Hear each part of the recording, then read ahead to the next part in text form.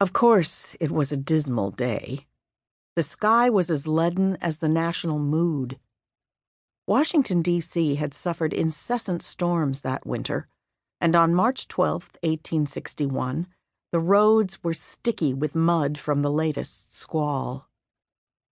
Nervous residents could not help comparing the gloomy weather to the turbulent politics threatening the country. 7 Southern states had left the Union since the election of Abraham Lincoln, forming a new Confederate States of America.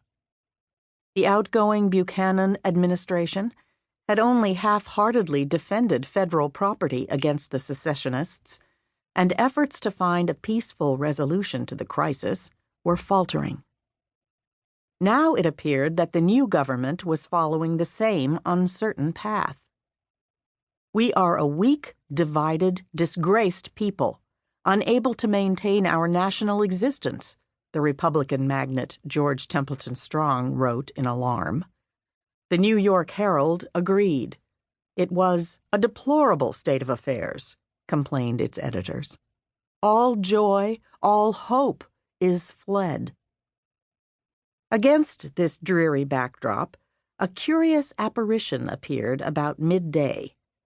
At the stolid neoclassical War Department, a large group of military officers in full-dress uniform was assembling, their gold-crested buttons and vivid sashes piercing the dull light. Falling into 2 columns, they lined up behind Secretary of War Simon Cameron and Lieutenant General Winfield Scott, the Army's venerable chieftain. In perfect formation, they marched to the executive mansion along the tree-lined footpath that connected the 2 buildings. At the door, Scott himself solemnly rang the bell. The United States Army had come to call on its new commander-in-chief. By one count, 78 men paraded into the East Room. Such a large group overfilled the space, and they began to snake around the perimeter in an undulating line. The officers were resplendent in dark blue frock coats, tall patent leather boots, gilt scabbards, and black-plumed hats. Set against the shabby yellow wall covering of the nation's parlor, their presence was all the more splendid. It was a spectacular exhibition, noted one of the company. Another observer thought he had never seen an equal number of such fine-looking men in uniform. They stood at attention, kid-gloved fingers lightly pressing the stripes of their trousers, silently awaiting the president. After a few moments, Lincoln entered, accompanied by several cabinet members. Some officers had been influenced by newspaper accounts to expect an afternoon of jesting, and now they were surprised. The man before them was as clumsy as his descriptions, but his face was deadly serious. The new president had good reason to be grave. Since taking the oath of office on March 4th, he had been confronted with multiple crises, sometimes on an hourly basis. 2 days into the job, Lincoln learned that the Confederate Congress had called out 100,000 troops to protect its territory. The Attorney General and the Secretary of War had just informed him that there was no legal way to stop the shipments of arms reportedly being rushed to Charleston, New Orleans, and nearby Baltimore.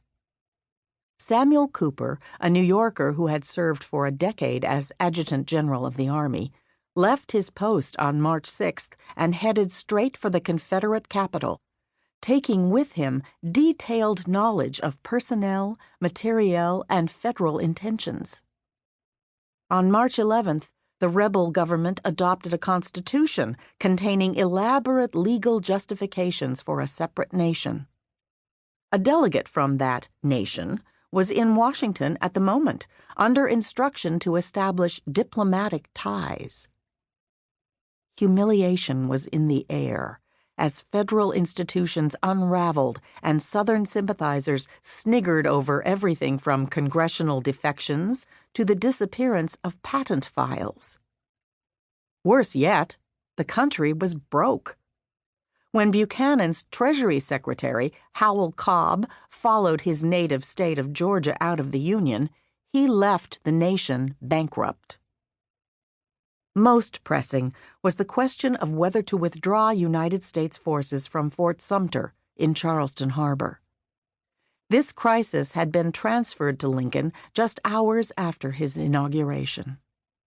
Since his election, occupation of the fortress had been an emotional flashpoint, a contest between the South's angry belief that it was no longer governed by consent and Northern determination to protect Union prerogatives and Union property. On March 5th, the War Department received a letter from the officer in charge of the garrison, Major Robert Anderson, stating that provisions were nearly exhausted and that Confederate leaders were blockading the harbor, forcing a showdown. Lincoln would have to reinforce the fort or retreat, with all the symbolism that implied.